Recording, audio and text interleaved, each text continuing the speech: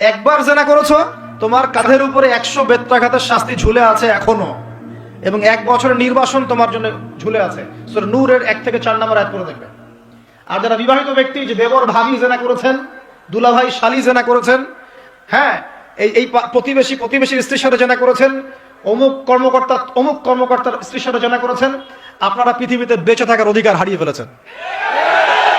কারণ একজন বিবাহিত ব্যক্তি যদি জেনা করে, তার একটা শাস্তি ইসলামে, সেটা হলো রজম। তাকে কোমর পর্যন্ত মাটিতে পুঁতে ফেলে পাথর নিক্ষেপ করে হত্যা করতে হবে। এটা ইসলামের বিধান।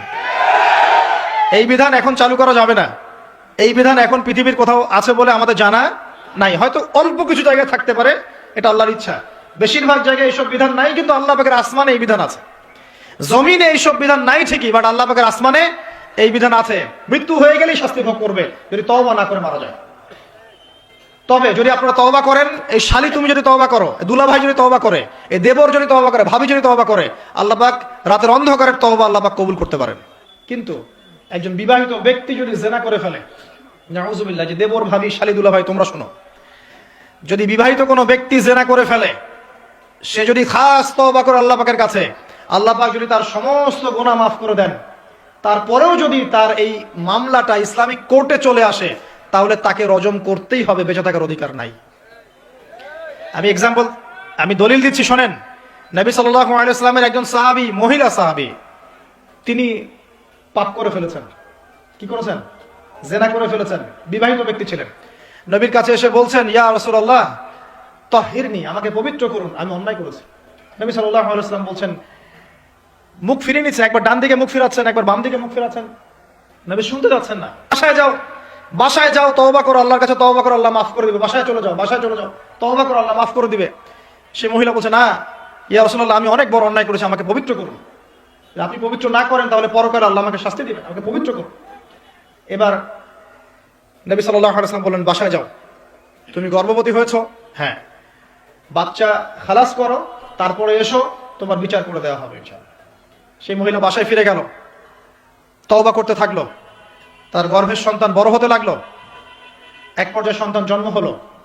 সন্তান জন্ম হওয়ার পর সে এসে বলছে, ইয়া রাসূলুল্লাহ, এই যে কোলের বাচ্চা, এই যে 3 দিন আগে 4 দিন আগে হয়েছে সন্তান, আমাকে এখন পবিত্র করে দিন, আমাকে শাস্তি দিয়ে পবিত্র করুন। নবী সাল্লাল্লাহু আলাইহি ওয়াসাল্লাম বাচ্চা দিকে তাকিয়ে বলছেন যে এই বাচ্চাকে দুধ পান করাতে হবে। এবার তিনি নবী সাল্লাল্লাহু আলাইহি ওয়াসাল্লামকে বলছেন, ইয়া রাসূলুল্লাহ, এই যে আমার বাচ্চা এখন রুটি খেতে পারে, আমাকে এখন পবিত্র করুন। নবী সাল্লাল্লাহু আলাইহি ওয়াসাল্লাম একজন মুসলিমকে বললেন, এই বাচ্চার দায়িত্ব কে নিতে পারবে? একজন মুসলিম সাহাবী বললেন যে আমি নিব ইয়া রাসূলুল্লাহ। তখন তার হাতে বাচ্চাকে সোপর্দ করা হলো। বাচ্চাকে সোপর্দ করার পর এই মহিলাকে নিয়ে যাওয়া হচ্ছে, এবং সাহাবীকে বলা হলো, অন্যান্য সাহাবীদেরকে বলা হলো, তোমরা এই মহিলাকে নিয়ে যাও, নিয়ে গিয়ে রজম করো, অর্ধেক মাটিতে পুঁতে ফেলে পাথর নিক্ষেপ করে হত্যা করো।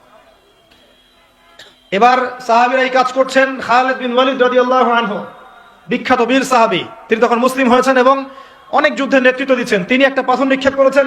এই নিক্ষিপ্ত পাথরের আঘাতে রক্তের ফিনকি ছিটকে এসে খালিদ বিন ওয়ালিদ রাদিয়াল্লাহু আনহুর এই যে কাপড়ের মধ্যে পড়েছে।